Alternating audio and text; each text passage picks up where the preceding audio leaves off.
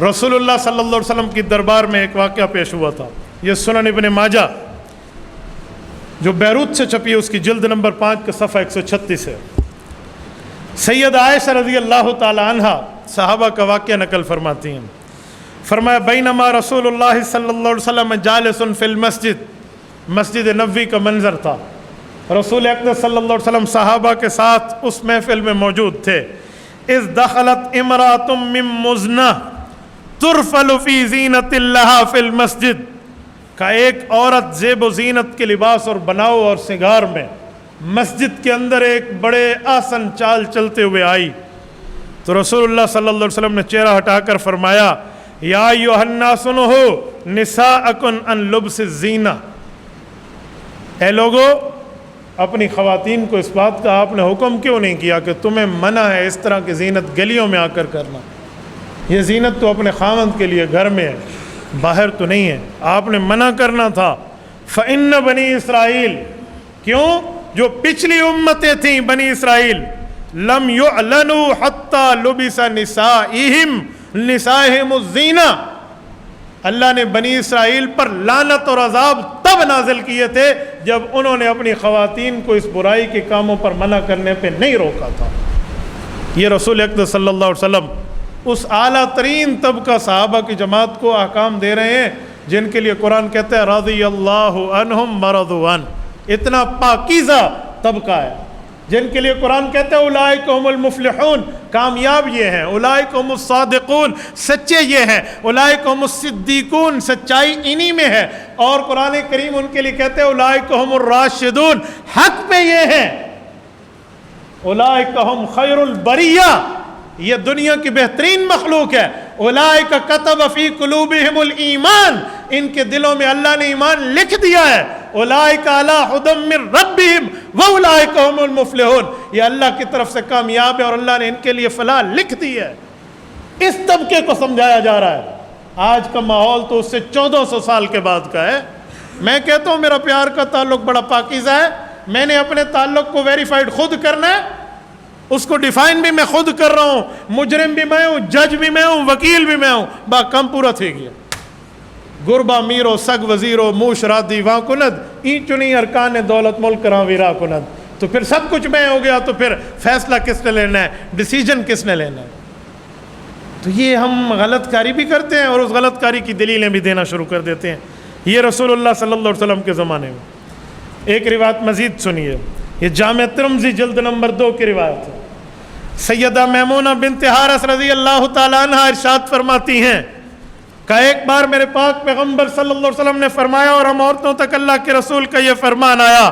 فرمایا مثل الرافلۃ فی الزینۃ غیر اہلھا کمثل ظلمۃ یوم القیامہ لا نور لہا. فرمایا جو ناز نخرے سے غیر محرموں کے سامنے چلنے والی عورت ہے، یہ قیامت کے دن اندھیرے میں ہوگی، روشنی اس کے قریب نہیں ٹپکے گی.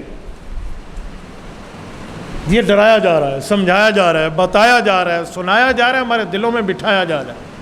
اور یہ 1400 سال سے پہلے فرمایا جا رہا ہے. آج کا زمانہ اور آج کا ماحول اور آج کا معاشرہ تو رسول اللہ سے کتنا دور ہو گیا ہے. کیا کسی سے دور ہونے میں بھی کوئی فرق نہیں ہوتا زمانے کا؟ اور ہاں کوئی ضرورت ہے، کوئی وجہ ہے. آپ کہیں گئے ہیں وہاں مرد ڈاکٹر نہیں ہے، آپ خاتون ڈاکٹر ہے، تو آپ چہرے پر ایک نظر ڈال کر بات کر کے اپنی آنکھ نیچے بھی تو کر سکتے ہیں. آپ کسی آفس میں گئے ہیں وہاں خاتون ہی بیٹھی ہوئی ہے، انہوں نے بٹھایا، جس نے بٹھایا اس کا گناہ اس کے ذمے، لیکن جو آپ نے بات کرنی ہے تو آپ نے پھر طریقے کے مطابق بات کرنے کا نکلنا بھی تو ہے نا. آپ کسی دکان میں بیٹھے اور خاتون آپ سے کوئی سامان لینے آتی ہے تو آپ نے حدود اور قیود کے مطابق آپ نے اسی طرح ہی بات کرنی ہے.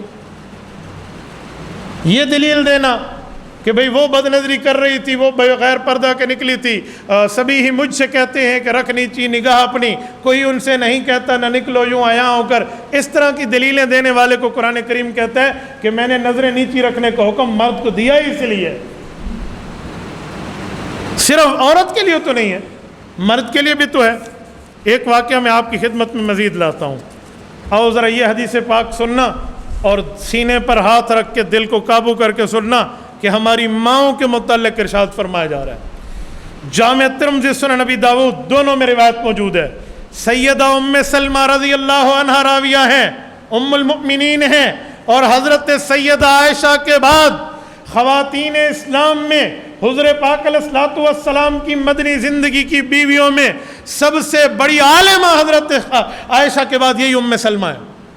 حضرت ام سلمہ کا علم میں، تقوی میں، طہارت میں، للہیت میں اور اللہ کے رسول اور اللہ کی محبت میں نمبر حضرت عائشہ کے بعد شمار ہوتا تھا۔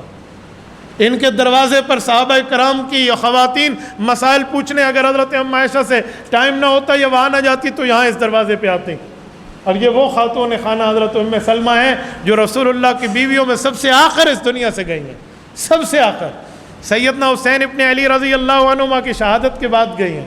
حضرت حسین کی شہادت کی پیشن گوئی انہوں نے دی تھی۔ یہ حضرت ام سلمہ ہے۔ فرماتی ہیں میرا اپنا واقعہ ہے، میرا اپنا مشاہدہ ہے۔ کہا میں اور حضرت میمونہ رسول اللہ صلی اللہ علیہ وآلہ وسلم کی بیوی حضرت ابن عباس کی خالہ سیدہ میمونہ، جن کا مکہ مکرمہ میں وادی الصرف کے اندر قبر مبارک موجود ہے جدہ روڈ پہ، ہم دونوں بیٹھی ہوئی تھی رسول اللہ کے پاس حضور کے گھر میں۔ ہماری گھر کے معاملات پر ڈسکشن چل رہی تھی۔ اتنے میں ایک شخص آئے جن کا نام عبداللہ بن ام مکتوم ہے رضی اللہ تعالیٰ عنہ۔ یہ صحابی ہیں۔ عبداللہ بن ام مکتوم آنکھوں سے نابینا تھے، اور یہ وہ ہیں جن کے لیے سورۃ عبس وتولی اتری ہے۔ قرآن نے ان کو نابینا کا لقب دے کر کہا ان جاءہ الاعمی۔ دل کا اتنا پاکیزہ بندہ تھا جن کے لیے قرآن کہتا ہے وما یدریک لعلہ یزکا۔ اے پیغمبر علیہ السلام، آپ نے کافروں پہ شفقت کر دی کہ میں ان کو مسئلہ سمجھاؤں۔ عبداللہ تو اپنا ہے، تھوڑا ٹائم بیٹھ جائے، بات میں سمجھاؤں گا۔ آپ کو ان کی ہدایت مطلوب ہے، یہ پاکیزہ ہونے کے لیے آیا تھا، آپ کو ان پر توجہ فرمانی چاہیے تھی۔ یہ قرآن کریم نے رسول اللہ کو حکم دیا اس صحابی کے لیے۔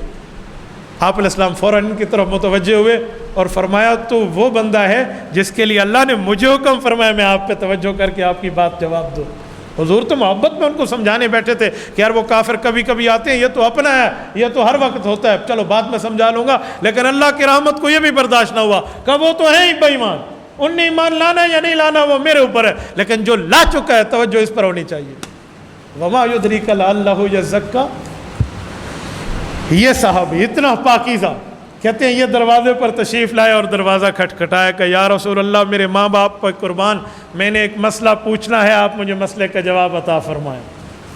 انہوں نے آواز بھی سن لی، رسول اللہ نے بھی بات سن لی، تو حضور علیہ الصلوۃ والسلام نے فرمایا احتجبا منہ، ام سلمہ تو بھی اٹھ، میمونہ تو بھی اٹھ، پردے میں چلے جاؤ، عبداللہ نابینا ہے، میں اسے گھر میں بلا لیتا ہوں، اسی چارپائی پر اس سے مسئلہ سن کے جواب دے دیتا ہوں۔ ان دونوں بیویوں نے عرض کیا یا رسول اللہ وہ تو نابینا نہیں ہے، آپ انہیں بلا لیں، ہمیں پردے کی کیا ضرورت، وہ مسئلہ پوچھ کے چلے جائیں گے۔ عقل کے مطابق تو بات ٹھیک ہے، وہ نابینا ہے، وہ کیا دیکھے گا؟ جواب سنیں رسول اللہ کا، صرف جواب نہیں ہے، اس جواب میں غصہ بھی دیکھیں، غصے کے الفاظ بھی دیکھیں۔ فرمایا افعمیوانی انتما انتم لستما تبصرانی ہی، ام سلمہ اور میمونہ تمہاری آنکھیں بھی نہیں، تم بھی اندھی ہو، تمہیں نہیں دکھتا؟ انتما لستما تبصرانی ہی، تمہیں نہیں دکھتا؟ افعمیوان، تم دونوں اندھی ہو، تمہاری آنکھیں نہیں ہیں۔ یہ ہماری ماؤں کی بات ہے، امہات المؤمنین کی بات ہے، خواتین کے طبقے کی سردار کی بات ہے، یہ انہیں کہا جا رہا ہے۔ اور رسول اللہ صلی اللہ علیہ وسلم نے یہ لفظ فرمایا، یہ دونوں اٹھ کے پردے میں چلی گئی، اور وہ آئے، انہوں نے مسئلہ پوچھا، مسئلہ پوچھ کے جواب دیا اور وہ وہاں سے چلے گئے۔ لیکن یہ حدیث پاک ہمیں کیا بتاتی ہے؟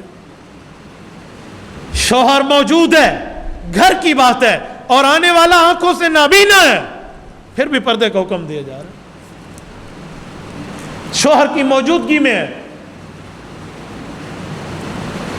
اور اس کے لیے آیات اتر چکی تھی، اس کے لیے آیات اتری ہوئی ہیں، اور صحابہ کرام قرآن میں پڑھ رہے ہیں عبس وتولی ان جاءہ الاعمی، یہ اس کے لیے کہا جا رہا ہے۔ نہیں ان کے دل میں کوئی فطور تھا، نہ ہی ہماری امہات المؤمنین ہماری ماؤں کے دل میں کوئی غلط بات کا خیال تھا، وہ پاکیزہ لوگ تھے، پاکیزہ طبقہ تھا، ان پاکیزہ کی زبان سے ہمیں بتایا جا رہا ہے، ہمیں سمجھایا جا رہا ہے۔ اگر کسی کو کہنا کہ آپ اس مرد سے پردہ کر لیں تو اس خاتون خانہ کا یہ اعتراض قابل قبول نہیں ہوگا کہ آپ مجھے برا سمجھتے ہیں، آپ میرے لیے غلط گمان کرتے ہیں، میرے لیے بدظنی کرتے ہیں کہ میں کوئی بری نظروں سے دیکھوں گی، یہ اس کا اعتراض قابل قبول نہیں ہوگا۔ یا فَأُمْ یَوَانِ انتما لستما تبصرانی نے فیصلہ کر دیا کہ آپ کو نظر نہیں آتا، آپ کی آنکھیں نہیں۔ تبارك الذي نزل الفرقان على عبده ليكون للعالمين نذيرا۔